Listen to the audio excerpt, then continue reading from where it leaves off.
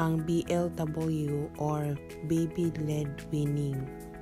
Boiled egg and potato di ay ang akong hindi prepare niya karon nga food. So muni ang pagkaon niya karon, magpunit-punit ra na siya usara ana. But of course nagbantay sad ko sa kilid oy. And then at first murag hesitant pa kayo ang among baby nga mopunit kay huna-huna guro niya pagkaon ba ni or what.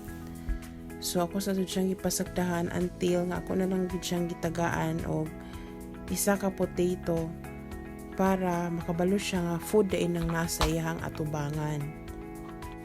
This time, bisag gitagaan na nako siya og potato, wala gihapon niya gikaon ang food. So nagdula-dula ra gihapon na siya dihang dapita. And this time, ako na gid siyang gihungitan kay para mukaon siya. And then nagpunit-punit po na siya diha. So thank God nikaon na jud